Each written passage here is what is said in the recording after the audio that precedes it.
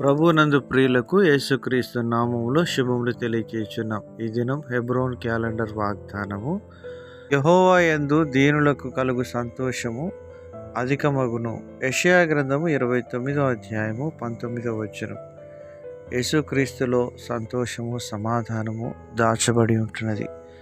మరి దేవునిలో ఆ సంతోషము ఆ సమాధానం మనం పొందుకోవాలి అంటే ప్రభువును మనం ఆశ్రయించవలసిన వారంగా ఉంటున్నాం.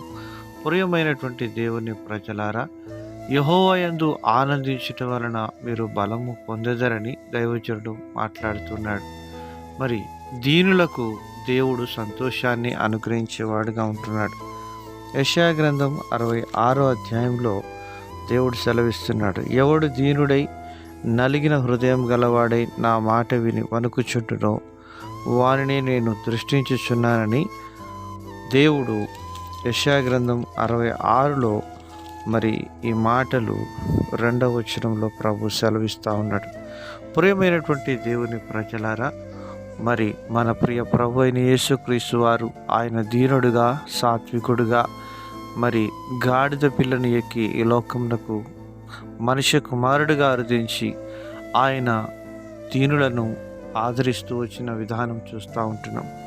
దీనులకు సువార్త ప్రకటించడానికి యెహోవా ఆత్మ నా మీదికి వచ్చి ఉన్నదని మరి ప్రభు సెలవిస్తూ వచ్చినాడు. ప్రియమైనటువంటి దేవుని ప్రజలారా, మనము దీనులంగా చేయబడాలి అంటే నలిగిన అనుభవం కలిగినప్పుడే దీనులంగా చేయబడతాం. రాసిన మొదటి పత్రికలో దైవజనుడు రాస్తూ అంటున్నాడు, దేవుడు అహంకారులను ఎదిరించి దీనులకు కృపను అనుగ్రహించేవాడుగా ఉంటాడని ప్రభు సెలవిస్తున్నాడు. ఎస్తేరు గ్రంథంలో హామాను ఎంతో అహంకారంతో ధిక్కారంతో దేవుని ప్రజలను తృణీకరించినప్పుడు దీనులుగా ఎంతో సాత్వికుడుగా మొర్దెకై దేవుణ్ణి సేవిస్తూ ఉన్న ఆ యొక్క విధానాన్ని మనం గమనించినప్పుడు దేవుడు మొర్దెకై పక్షంగా కృప చూపించి ఆయనను లేవనెత్తిన విధానాన్ని మనం జ్ఞాపకం చేసుకునవలసిన వారంగా ఉంటాం. ఎందుకనగా దేవుడు నాడు నేడు రాబోయే తరంలో కూడా ఆయన మార్పు లేనివాడు.